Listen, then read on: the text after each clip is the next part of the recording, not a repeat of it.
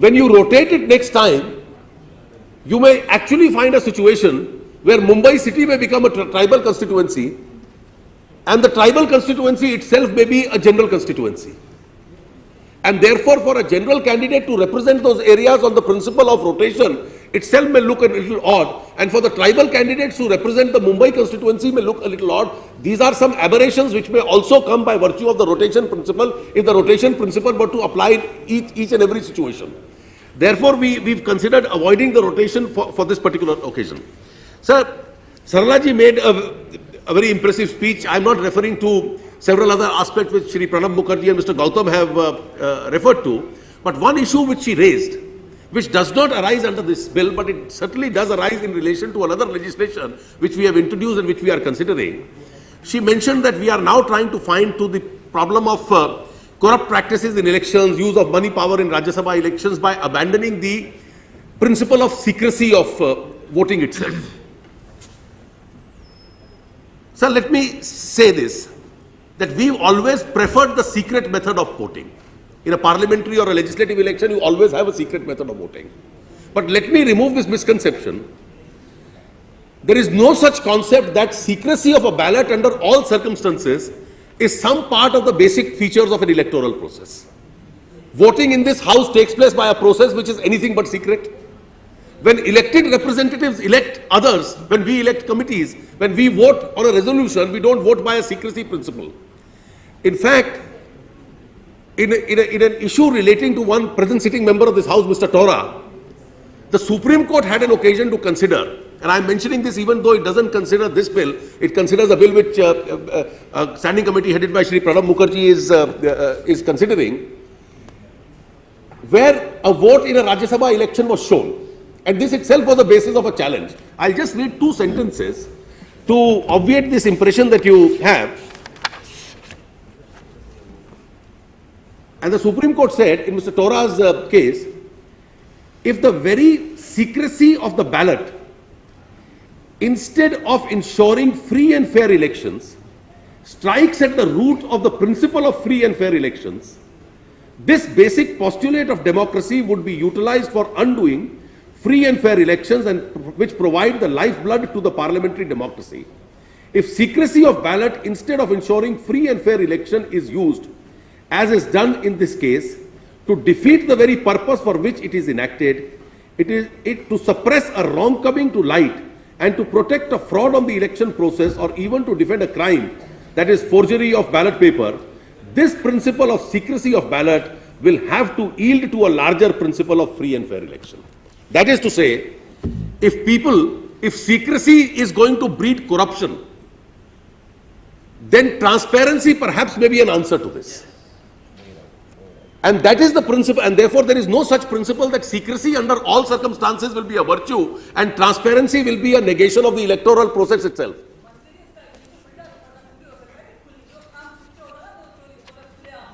ये तरीका नहीं है जो देखिए अगर मुश्किल है, मैं उपाध्यक्ष जी चाहूंगी कि इस तरह के बयान न दिए जाए। सॉरी, यहाँ तर हम लोग किस लिए बैठे हैं? यहाँ पर कोई एक दूसरे के लिए हाथ उठाने, चीजों को समझने के लिए बैठे हैं, विचार करने के लिए बैठे हैं, तो विचार की प्रक्रिया जारी रहनी चाहिए। ये इस तरह के कमेंट न करें तो अच्छा रहेगा। मैं सरला जी केवल इस विषय को इसलिए उठा रहा था, कार्रवाई से विलोपित कर दिए जा रहे हैं। मैं इस विषय को केवल इसलिए उठा रहा था कि आपने कहा कि अब हम स्थिति में पहुंच गए हैं कि हमें सीक्रेसी को छोड़ने की नौबत आ रही है, जिसके अपने कई प्रश्न उठेंगे। सीक्रेसी के बहुत गुण हैं, लेकिन सीक्रेसी के कुछ अवगुण भी हम लोगों को मिल रहे हैं, और इसलिए जब वो बिल इस सदन के अंदर आएगा, क्योंकि इस विषय पे हम लोग तब चर्चा करेंगे, मैंने केवल छोटा सा उत्तर इसलिए देने की आवश्यकता समझी कि आपने इस विषय को उठाया कि सीक्रेसी कोई इलेक्टोरल प्रोसेस का निगेशन है, ये अनिवार्य नहीं है। मैं केवल इतना कह रहा था। सर आप तायद कर रहे हैं वो ये है, मैंने इस बात को इसलिए कहा कि मुझे कहने की जरूरत इसलिए पड़ रही है कि आप जो हमारे अवगुण हैं, जो हमारी कमियां हैं, हमारी कमियों को हम ढकने के लिए दूसरा एक रास्ता इख्तियार करेंगे। वो इसके पहले जरूरी है कि हम अपनी कमियों को दूर करें, अपने को सुधारें। आप भ्रष्टाचार को दूर करने के लिए आप कह रहे हैं कि साहब जो एक पद्धति चली आ रही है, जिसको स्वीकृत एक नियम माना जा रहा है, उसको आप खत्म कर रहे हैं। Sir, there were several questions, three important issues which were raised by Shri Pranab Mukherjee. He mentioned that there would be a marginal increase as far as the number of scheduled caste constituencies is concerned. As I mentioned, that with the inclusion of the Neo-Buddhist in the scheduled caste list as an effect of the 1990 Constitution Amendment Order, this would be more felt in Maharashtra. Maybe there is a marginal impact in any other state because of natural incremental increase in population or otherwise. So you wanted to know that we must avoid a situation, in fact, where a Lok Sabha constituency today may fall within two different states. Some assembly constituencies, the problem may also have arisen in the case of division of the states. And Shri Yadav made a suggestion that constituencies should not be in more than two districts, he said. In fact, they should not be in more than one district normally.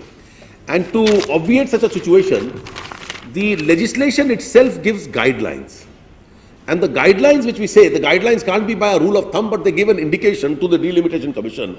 The first guideline itself is that all constituencies shall, as far as practicable, be geographically compact areas, and in delimiting them, regard shall be had to the physical features, existing boundaries of administrative units, that's a district, facilities of communication and public convenience. So one of the first guideline itself is that as far as possible, keep it within a particular district unless it's unavoidable that a Lok Sabha constituency falls into more than one district itself.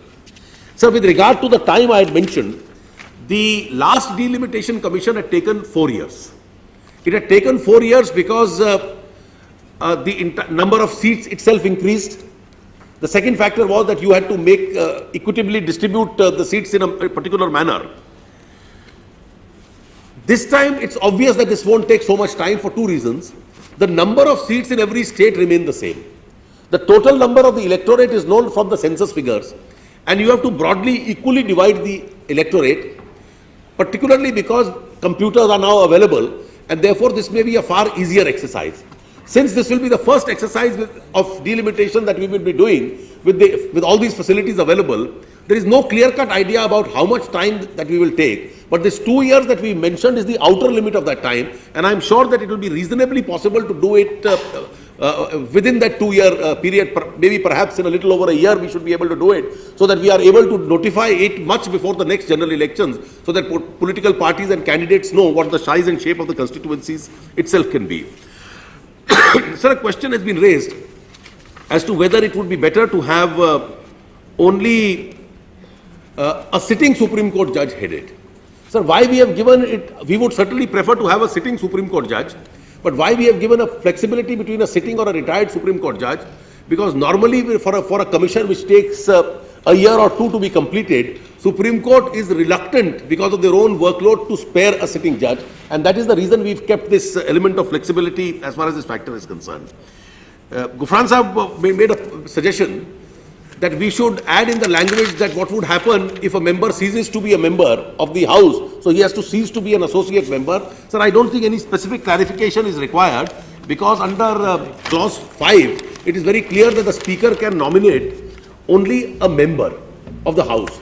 Now, this is a practice, which is a settled practice, that we send members to various bodies, various societies and others where members of parliament are also represented. The moment they lose their membership, the membership where they have been nominated by virtue of it also goes, and a fresh new member has to be elected by the House or selected by the Speaker and has to be sent. Sir, several other questions have been raised. I am not referring to each one of them, but Dr. Maitreyan had mentioned a point that states which have controlled the population through effective implementation must be given a premium of membership. Sir, I think states which have successfully implemented must be given incentives in various forms. But really the principle of equal representation, or each vote has the same weightage, ought not to be disturbed in the process of giving an incentive. There can be many other disincentives the governments can consider, but the value of each vote really has to remain the same. And you cannot have a greater representation in one state and barely because of effective implementation of... Well, I think we'll leave this problem for the generation in 2026 to consider this. With these few words, sir, I commend to this House that this bill... Sir, I have checked up the earlier legislations also. Even in the past, Rajya Sabha members have not been associated in the process of delimitation, not because they don't include Rajya Sabha member, but the rationale that I could find out was that Rajya Sabha members are elected by the state legislators. The Lok Sabha members are elected directly by the people. And therefore, you have a representation of the Lok Sabha members, you also have a representation of the states. Therefore, if you gave Rajya Sabha members also a representation, there will be two categories of representation to the states which is being given, and only one category of representation which is being given to those elected in the Lok Sabha. That is probably the reason that this has never been done in the past, sir. Thank you. Yes, sir. उपाध्यक्ष महोदय, मैं माननीय मंत्री जी से एक जानकारी चाहूंगा कि आपने जो रोटेशन के संबंध में अभी कहा कि अगर ऐसी जगह रोटेशन में सीट आ गई जहां एसटी या एससी के वोटर्स नहीं है और वो रोटेशन के अंदर एसटी या एससी के कैंडिडेट की आ गई तो एक अजीब स्थिति बनेगी। इसका एक दूसरा पहलू भी है माननीय मंत्री जी कि जो सीटें रिजर्व है वहां 20%, 25% या 30% एससी या एससी के वोटर्स हैं, 70%, 65%, 75%, 80% दूसरे वोटर भी हैं और उन वोटरों को भी चुनाव लड़ने का अधिकार है, लेकिन वो रिजर्व होने की वजह से एक लंबे समय से क्या उनके चुनाव लड़ने के अधिकार का हनन नहीं हो रहा है? और ये बात कहकर हम कब तक और कितने साल उन वोटरों को चुनाव लड़ने के अधिकार का हनन करेंगे? क्यों कि जो कंसेंसस की बात इसमें कभी नहीं बन सकती और इसलिए नहीं बन सकती कि जो सांसद हैं वो कभी नहीं चाहेंगे कि उनकी सीट एसटी या एससी की जनरल हो, जो जनरल हैं वो कभी नहीं चाहेंगे कि रोटेशन में उनकी सीट एसटी या एससी की हो जाए। तो इसमें आप क्या विचार रखते हैं, कैसे इस चीज को ठीक करेंगे? सर, कोई भी व्यवस्था ऐसी नहीं है जो बिल्कुल आदर्श हो और जिसमें कोई किसी प्रकार की समस्या ना हो। मैंने एक उदाहरण आपको दिया था कि जिसमें मुंबई या दिल्ली ट्राइबल कंस्टिट्यूएंसी बन जाएगी और ट्राइबल कंस्टिट्यूएंसी में जनरल कैटेगरी होगी। एक दूसरी समस्या जो गौतम जी बोल रहे थे तो उन्होंने कही कि कई बार लोग जब रोटेशन की संभावना ज्यादा होती है तो कंस्टिट्यूएंसी को मैंने अगली बार चुनाव नहीं लड़ना इसलिए मैं कितना नरिश करूंगा, यह भी उनके सामने एक प्रश्न आ जाता है। यह स्वाभाविक है, लेकिन डीलिमिटेशन के इस सिद्धांत में जहां एससी और एसटी का है, एसटी के कंस्टिट्यूएंसीज वहां रिजर्व होंगी जहां एसटी की पॉपुलेशन सबसे अधिक है, लार्जेस्ट शब्द यूज किया है।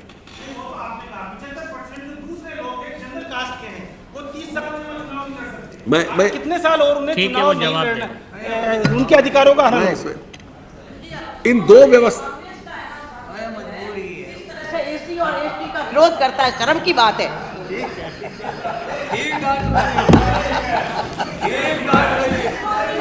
अच्छा बैठिए।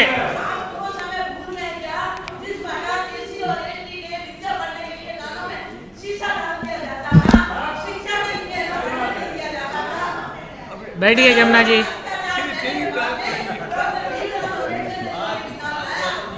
हुआ इस तरह से आप क्या कर रहे हो? जो आदमी अपने उद्गार अगर यहाँ आके नहीं सुनाएगा तो किस लिए ना ये आता है? अध्यक्ष जी, जो मैंने पहला उत्तर दिया था जिन माननीय सदस्यों ने गलत समझ गई, मैं बात रोटेशन अच्छा, की कर रहा हूँ। ठीक है, बैठिए आप।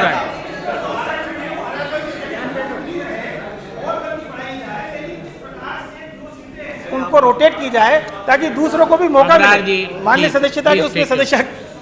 अध्यक्ष जी, मैंने सबसे पहले ये कहा था कि इस व्यवस्था में इसमें से कौन सी व्यवस्था चुनी जाए, रोटेशन की चुनी जाए या ना चुनी जाए, इस पे सभी दलों में एक आम राय नहीं है।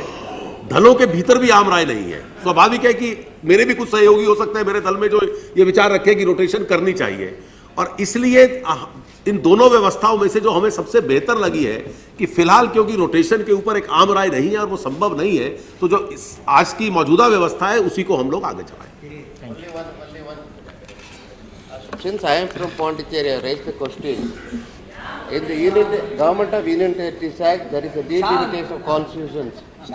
Article section 32 and section Yes, sir, 43A is applicable. Sir, I'm sorry, I should have answered this in the first instance itself. With regard to the Union Territories, where there is a special Government of Union Territories Act, that's a special legislation. And the delimitation is done under the special legislation for those Union Territories under that Act itself. Okay. The question is that the Delimitation Bill 2002 as passed by the Lok Sabha be taken into consideration. Those in favor will please say aye. Aye. Those against will please say no. I think the ayes have it, the ayes have it, the ayes have it. The motion is adopted. We shall now take up clause by clause consideration of the bill. Clauses 2 to 12 stand part of the bill. Those in favor will please say aye. Aye. Those against will please say no. I think the ayes have it, the ayes have it, the ayes have it.